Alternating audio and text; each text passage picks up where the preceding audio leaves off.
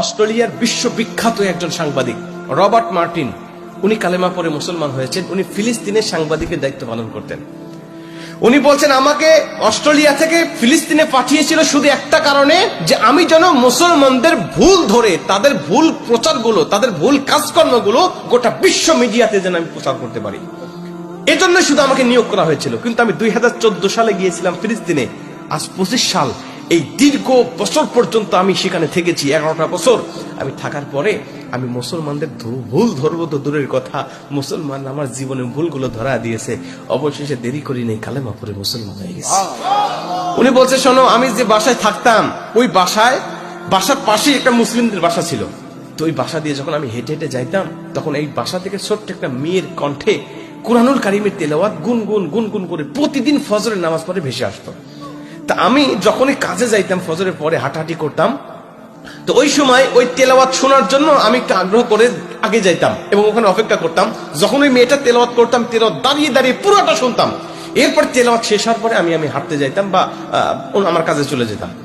তো হঠাৎ একদিন দেখি মেয়েটার তেলাওয়াত করে না। তো আমি তখন তার দরজায় গিয়ে নক করলাম, ডাক দিলাম। ভিতর থেকে ওর বাবা বের হয়ে আসলো, এসে বলছেন, ভাই কি কোনো সমস্যা? কোনো সমস্যা না, আপনার ঘর থেকে প্রতিদিন একটা ছোট্ট মেয়ের কণ্ঠে কুরআনের তেলাওয়াতের আওয়াজ ভেসে আসে। আমি ওই আওয়াজটা শুনে আমার হৃদয়টাকে প্রশান্ত করি। প্রতিদিন আমার হৃদয়টা একেবারে শান্ত হয়ে যায়। কিন্তু আজকে সেই তেলাওয়াত না শোনার কারণে আমার খারাপ লাগতেছে। মেয়েটাকে একটু বের করে দিবেন, আমি তার পাশে বসে বসে একটু কুরআনুল কারীমের তেলাওয়াত শুনতে চাই। তোর বাবা বলছেন, ঠিক আছে, দেখি আমার মেয়েকে বলি। মেয়েকে গিয়ে বলছে, মেয়ে বলছে, বাবা আপনি কি জানেন না, আল্লাহ আমাকে পর্দা আমার উপর ফরজ করে দিয়েছে। আমি হতে পারি ছোট মানুষ, কিন্তু সে তো পরপুরুষ, তার সামনে গিয়ে আমি কেন আমার চেহারা দেখাবো এবং সে আমার কণ্ঠের তেলাওয়াত কেন শুনবে? কণ্ঠের মধ্যেও পর্দা আছে, এটা কি আপনি জানেন না? সুবহানাল্লাহ বললেন।